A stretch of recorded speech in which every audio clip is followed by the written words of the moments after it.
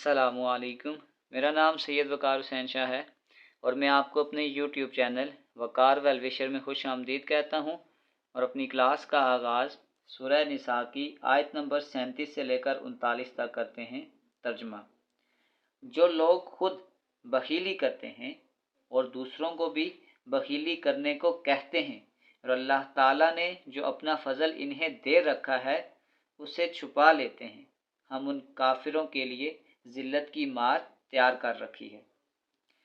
और जो लोग अपना माल लोगों को दिखावे के लिए खर्च करते हैं और अल्लाह ताला पर और क़यामत के दिन पर ईमान नहीं रखते और जिसका हमनशीन और साथी शैतान हो, वो बदतरीन साथी है।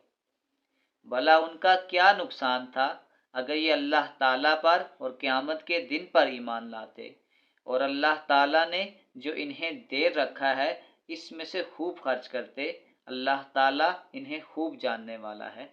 सदक़ल्लाहुल अज़ीम। प्यारे बच्चों, आज की क्लास में एक्सरसाइज 9.1 क्वेश्चन नंबर 3 के पार्ट ए और बी को सॉल्व करेंगे।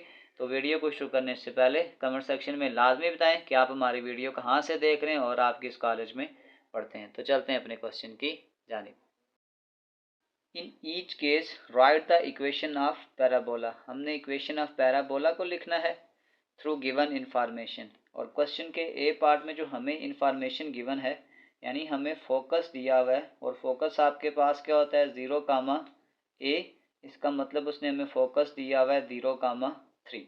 एक ये इंफॉर्मेशन हमें दी हुई है और एक हमें ये सेकंड जो इन्फॉर्मेशन हमें गिवन है वो ये दिया जाए कि जो डायरेक्ट्रिक्स है आपके पास वो आपके पास y इज़ इक्वल टू -3 है। यानी जो आपके पास डायरेक्ट्रिक्स आपके पास है वो आ जाएगा y is equal to -a। अब डायरेक्ट्रिक्स आपके पास क्या होता है, एक फिक्स लाइन होती है। तो फॉर एग्जांपल मैं कहता हूँ कि ये आपके पास डायरेक्ट्रिक्स है और यहाँ पे आपके पास फोकस है और वो आपके पास है 0, a। तो अब ये डायरेक्ट्रिक्स है और ये फोकस है। अब इसके दरमियान में आपके पास होता है वर्टिक्स। तो इसका मतलब है कि अब आपके पास ये जो पैराबोला की ये वाली जो टाइप है इसकी जो जनरल इक्वेशन होनी चाहिए वो आपके पास ये होनी चाहिए कि x² is equal to 4ay।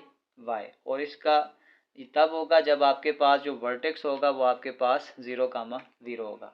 अब वर्टेक्स आपके पास जैसे क्यों 0, 0 होगा, अब इसको भी हम डिस्कस करते हैं कि आपके पास जो फोकस है वो 0 और -3 है और आपके पास जो डायरेक्ट्रिक्स है वो आपके पास आ रहा है x इज इक्वल टू -3 है। तो ये अब आप याद रख लें, जब हम ऊपर गए थे तो ये आपके पास +3 है और जब नीचे आए हैं तो -3 है। तो ये +3 और -3 आपस में कैंसिल होंगे। उस सूरत में अगर आपके पास यहाँ पे जो वर्टेक्स है वो आपके पास 0, 0। तो अगर आपके पास जो वर्टेक्स है वो 0, 0 हो तो आपके पास जो जनरल इक्वेशन बन जाती है वो आपके पास आ जाती है x² is equal to 4ay। और अगर हम इसका वर्टेक्स लिखेंगे तो वर्टेक्स आपके पास 0, 0। ये इक्वेशन भी हम लिख सकते हैं या इसकी एक जनरल टाइप हमने पढ़ी है उसको ऐसे लिख दें कि x माइनस एच का square is equal to 4a और y के साथ अगर हम k को लिखेंगे तो y माइनस k आ जाएगा। अब h और k की जगह अगर आप 0 पुट करेंगे तो फिर दोबारा से ये यही चीज़ कन्वर्ट हो जाएगी जो हमने पहले लिखी थी।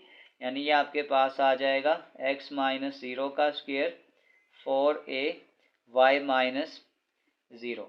तो अब आपके पास जो a है, अब a हमें कैसे पता लगेगा, अगर हम यहाँ से फोकस की वैल्यू को कंपेयर करें तो जो फोकस आपके पास इस टाइप में होता है वो होता है a, 0। तो इसका मतलब जो फोकस है वो आपके पास, वहाँ से हम a की वैल्यू निकालना चाहें तो a की वैल्यू अब आपके पास आ गई है 3। अब a की ये वैल्यू अगर हम इस क्वेश्चन में पुट कर दें तो ये आपके पास आ जाएगा x² is equal to 4ay। और यहाँ पे जो a की वैल्यू अगर आप निकालिए वो आप पुट कर दें तो ये आ जाएगा x² is equal to 4a की जगह हमारे पास a की वैल्यू हमने 3 निकाली है 3y। तो ये आपके पास आ जाएगा x is equal to 12y, required equation of parabola.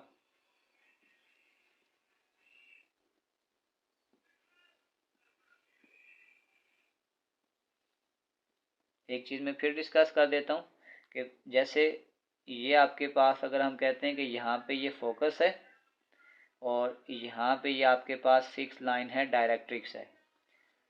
अब उसने हमें खुद कहा था कि जो डायरेक्ट्रिक्स है वो आपके पास आ जाएगा -3, तो फोकस आपके पास था 0,3। तो इसका मतलब है जब हम आगे गए तो ये जो ए था हमने इसको प्लस कर दिया और नीचे आए तो माइनस। तो अगर आप +3 और -3 को कैंसिल करेंगे तो फिर ये वर्टेक्स आपके पास 0,0 आ जाएगा। तो ये आपके पास इसकी रिक्वायर्ड इक्वेशन थी। चलते हैं इसी के पार्ट बी की जानिब। पार्ट नंबर बी में अब आपके पास जो इंफॉर्मेशन हमें गिवन है कि जो आपके पास फोकस है वो आपके पास होता है 4,0। और अगर मैं इस फोकस को कंपेयर करता हूँ और एक और इन्फॉर्मेशन हमें ये दी गई है कि x is equal to -a, यानी कि x इज़ इक्वल टू -4। तो यहाँ पे ये आपके पास होता है a,0। तो अगर मैं इसको इसके साथ कंपेयर करूँगा, इसका मतलब जो a की वैल्यू है, a मेरे पास आ जाएगा 4। a की वैल्यू मैंने 4 फाइंड आउट कर ली। अब आपने जो चीज़ें डाटा हमें गिवन है यानी x इज़ इक्वल टू -4, तो आप यूँ समझ लें कि ये आपके डायरेक्ट्रिक्स है जहाँ पे मैं कहता हूँ कि x इज़ इक्वल टू -4 है। अब उसने जो हमें फोकस दिया हुआ है, फोकस उसने हमें ये दिया हुआ है कि x में आपके पास 4,0 है। तो फॉर एग्जांपल मैं कहता हूँ कि ये आपके पास फोकस है और यहाँ पे डायरेक्ट्रिक्स आपके पास आ गया, यानी ये डायरेक्ट्रिक्स है। फोकस और डायरेक्ट्रिक्स के दरमियान में जो चीज़ होती है ना, इसको हम बोलते हैं ओरिजिन। तो अब आपने ये याद रखना है, अगर मैं आगे जाऊँगा तो इसका मतलब है ये +4 है और अगर मैं पीछे आऊँगा तो मेरे पास -4 है। ये एक ही सूरत में हो सकता है कि ये वाला जो पॉइंट है ये वर्टेक्स है, फिर ये आपके पास 0,0 होगा। इसका मतलब है फिर मैं कह सकता हूँ कि आपके पास जो वर्टेक्स है यानी कि h,k, अगर इसको मैं इस तरीके से भी लिखूँ तो ये फिर आ गया 0,0। इसका मतलब मैं कह सकता हूँ h इज़ इक्वल टू 0 और k इज़ इक्वल टू 0। इसको हम जनरल इक्वेशन में भी लिख देते हैं और जो हमने शिफ्टेड पैराबोला पढ़ा था उस इक्वेशन में भी लिखते हैं। अगर मैं उस फॉर्म में लिखूंगा तो ये आपके पास आ जाएगा y² is equal to 4ax, और इसको मैं ऐसे भी लिख सकता हूँ y माइनस के का square is equal to 4ax minus h। x और k को अगर मैं 0 पुट करूँगा तो ये फिर आपके पास आ जाएगा y माइनस 0 का square is equal to 4। a की वैल्यू हमने 4 निकाली है और x माइनस 0, तो ये आ जाएगा y का square is equal to 16x। तो ये आपके पास हमारी रिक्वायर्ड इक्वेशन आ गई है। इसी के साथ question number 3 part number A और बी कंप्लीट सॉल्व हो चुके हैं।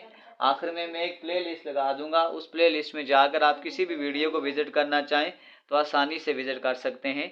आखिर में एक छोटा सा मैसेज अपने देखने और सुनने वालों के लिए, मतलब की बात सब समझ लेते हैं लेकिन बात का मतलब बहुत ही कम लोग समझ पाते हैं।